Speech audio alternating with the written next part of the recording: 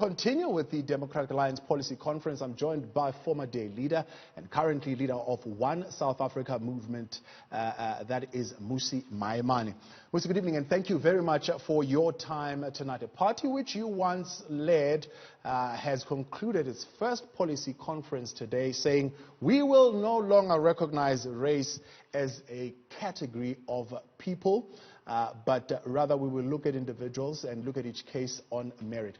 You once said, if you don't see my race, you don't see me. Would you have been a party to this policy decision? Good evening and good evening to fellow South Africans. I think this is the absolute fault line. When I went into the leadership of the DA, and I still stand by that statement, my opening remark at Congress was, if you don't see that I'm black, you don't see me. The one who raises race does not naturally become the racist. It almost feels that there's an impulse that says, if you raise race, then you must be racist. And that's not true. President Nelson Mandela affirmed that he opposes both black and white domination. Our constitution is written on the basis of recognizing that South Africa shall belong to all who live in it, black and white. Its language and its design is set up in a way that recognizes a historical injustice upon which evils were committed against black South Africans. And I think to suddenly recognize that, obviously, the last number of years have been a wasted opportunity in addressing that injustice does not suddenly negate the fact that it is still black people in the main who are poor, who are unemployed, who are left out. Therefore, the instruments that recognize the fact that that injustice still pervades does not make one racist. It means that one, black and white, must work together towards addressing that injustice. And so naturally, this was always the dividing line between myself and the DA. And still to this day is a position I hold that says that if we are going to build a society upon which we truly aspire non-racialism, we best recognize that the racial diversity in our country can be a strength. It was a weakness that was used in the past to oppress. Now we build as a strength to say our citizens are diverse, black and white, can work together towards building a prosperous nation. Well, they say, they'll argue that, well, we do recognize people, but let's recognize them based on cultural, religious, political, and linguistic factors. These things do exist, so we'll recognize those groupings. But the thing of using black as a proxy to say, well, you're black, therefore you are disadvantaged, is causing more harm than good. In fact, is holding us back to the legacy of the past than actually addressing issues of inequality. I think that is a poor assessment of the current state of society. Because, to personalize this matter, I'm in a mixed race marriage. I recognize the fact that my own wife, who's a white South African, has been advantaged by the past. The fact of the matter is that her education system was much more advantaged than mine. And that's a function of our history. So how do I teach my children to look at the future prospectively? I don't want them to go and meet Gogo in Dobsonville, Soweto, and say, how is it that Gogo lives and ended up here? And what is the context within which Gogo in Soweto arrived here and Granny in another community arrived here?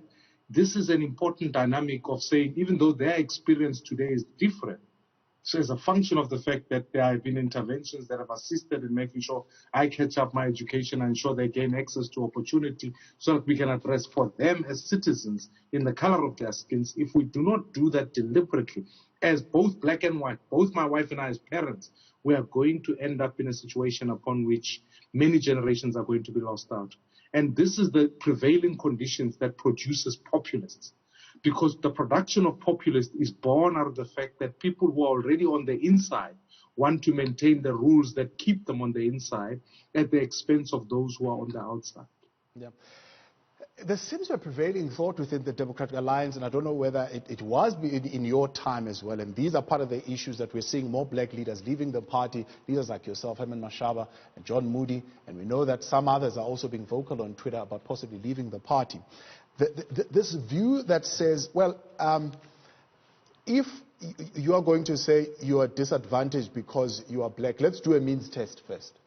So you can't just blanket and say because you're black you're disadvantaged. If there is going to be a special dispensation for you, let's do a means test. Let's have a look whether you own land, you own property and whatever and so on and so forth before we can maybe make a special dispensation for you. What's your view? Well, I think it's a failure of understanding what the state of our economic space is. You know, if you aggregated white South Africans just as a community and said to them, let's just take the living standards of white South Africans without blaming them, you'd realize that the quality of life suddenly shoots up to close to the top 20 citizens of the world. That's currently the caliber of life. And when you add black South Africans onto that, obviously the quality of life decreases significantly. So whether you get a few examples of black South Africans who might metaphorically say they passed their very respective means test, it means, broadly speaking, you ignore the material conditions of so many black South Africans in our country. And to me, this issue is not a question of one race versus another. It is the very essence of systemic exclusion of people. And I think it requires upon that black and white progressive South Africans must join this fight. That's why I'm grateful for the fact that there are many other white South Africans who share the same view, who were within the DA, who left the DA, because they realize that it is a view that they share that says we must realize that even when you get one or two black South Africans who eventually get through this very, the process as is described, then get the means to achieve, they still end up having to support their families and extended families, that there is such a thing as black tax, that there is such a thing that if a South African who might have property, might have whatever, is trying to start a business, gets locked out because the ecosystem locks them out of that particular economic opportunity. So these are realistic situations. It's the fact that for many professionals who are black happen to end up at work, and when they are at work, sitting within spaces of work, sometimes they are excluded not only because they discover very quickly that the very secretary that is provided for them by virtue of historical advantage earns more than them, even though they might have higher qualifications. Yeah. These are matters that say we should have re-envisioned the society differently. And in truth, one of the failures of the ANC is that it actually didn't have a vision of as to what kind of society it wanted to create. And so the net effect of that means that we've wasted quite a significant number of years and decades to this particular project. But if we really thought, can we build a South Africa upon which black and white people prosper together, then we would have automatically sought to say, how do we reset our economy that take an industry as an example like the insurance sector, that when you take that sector, you don't sit down and say, well, there are only 4 insurance companies. We haven't in the last 26 years added an additional one that represents, that is owned by some of the, by new entrants to the market, of which potentially are black South Africans. How is it that when we look at other sectors and other industries, that we have not sufficiently been able to say, can we do better about creating a society upon which those who are left out by function of history are included? So these are, to me, questions about systemic discrimination and exclusion that requires that all of us, black and white, envision a new society upon which we can work together towards that contribution. And I battle to see why that would not be at the pain of any political party in this country.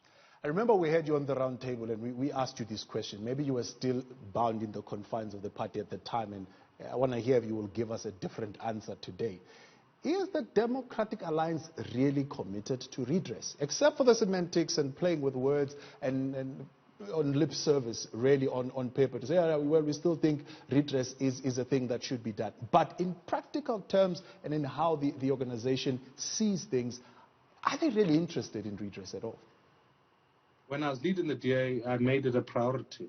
And it had, that's why we included a clause of diversity in the Constitution. That's why I was always deliberate about saying even our governments and how they spend, whether it's Johannesburg, let us make sure that the proportion of the amount of money is spent on communities that needed development. It's why people like Herman Mashaba spent time making sure that there were clinics in Alexandra whilst there were never clinics in those communities. It's why we fought hard in all communities to make sure that we redress what is a historical injustice. And it came at a great fight. I can recall sometimes people used to fight with us and say, why do you want to build a clinic instead of fixing verges. It almost became as though those two things were equitable because particular voters came from particular communities, and we had to lead that particular project. But I'm assuming that post this policy conference, and I certainly can't speak for the DA now, I'm not involved with the organization at all, but realize that in fact that project now perhaps maybe will suffer because now you have a leadership that perhaps might look at a particular objective. And the problem with things like means tests and all of those things is that not only are they highly manipulated, but invariably allow so many who get left out the cracks to not be able to participate. As the leader of the One South Africa movement, how does it work for you, the idea that, well, look, the one thing that will push the needle, that will have greater impact and make much better contribution towards dealing with inequality is, one, let's commit ourselves to reconciliation. Two, let's teach the disadvantaged how to invest their money a little bit better, how to save better. Let them spend more time in the classroom. Teachers must stop striking so much so that kids can get more time in education. And let's deal with the issue of corruption in government, poor governance. Let's deal with the issue of unequal access to health. These are the things that will move us forward. Yeah, talking about the history of legislative discrimination, it's part of it, but it's not the main thing. No, I mean, those are part of the projects, but you must deliberately know where you are trying to intervene. And for me, the first, most crucial, some of the dynamics that we must think harder about as a society is, do Black South Africans have an ability to own share ownership? Intergenerational wealth and intergenerational wealth transfer is crucial.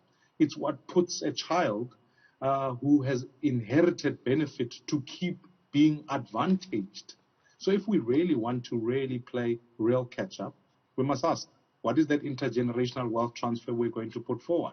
And the starting point is not only in property, making sure that people can own title, but secondly, it has to do with share ownership. In even state-owned enterprise, I would have been much more aggressive in making sure that people have got access to shareholding. Thirdly, there's a question of pension funds. How do we ensure that we enhance the pension funds of many Black South Africans? Because ultimately, you and I know very well that perhaps maybe our parents had worked for so many years, yet their pensions do not reflect the transfer of wealth that they could have done. Instead, it reflects debt, which is the essential issue. How do we fix that? How do we ensure that we move investment away from concentrated metros, which were built on migrant labor, and say to ourselves, how do we move investment into rural communities?